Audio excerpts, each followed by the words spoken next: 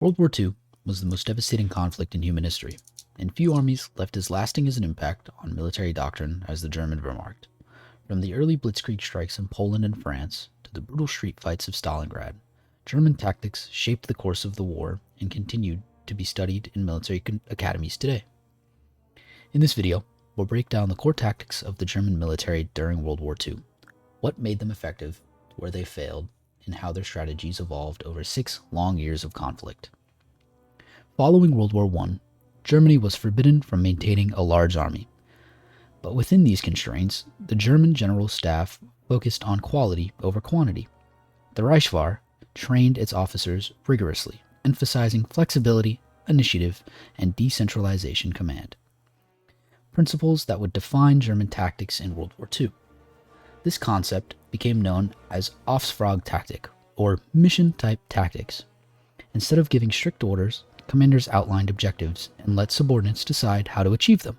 This allowed for rapid decision-making and adaptability on the battlefield. Germany's early war dominance came from its revolutionary use of blitzkrieg, or lightning war. The tactic emphasized speed, coordination, and shock.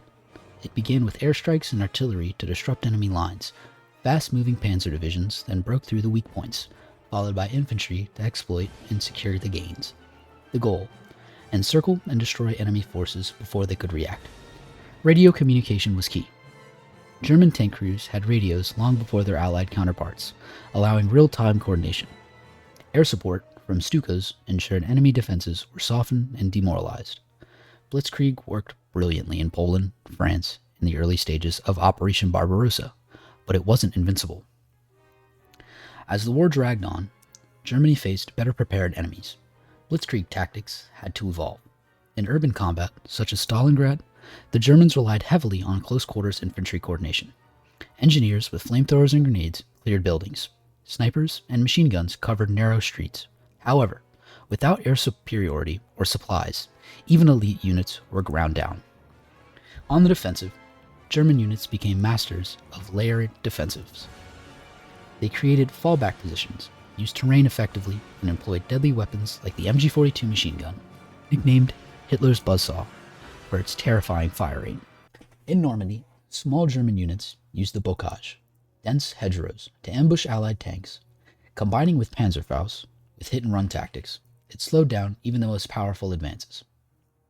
German tactics always emphasized combined arms, the coordinated use of infantry, tanks, artillery, and air power. The Wehrmacht understood that no single branch could win alone. Success came from synchronization. However, the Germans underestimated the importance of logistics. Blitzkrieg depended on momentum, and that momentum was fueled by oil, spare parts, and railroads. In Russia, stretched supply lines and harsh winters crippled German advances. The failure to adequately plan for a resupply proved disastrous. Despite their tactical brilliance, German forces suffered from critical flaws. Hitler's interference often undermined field commanders.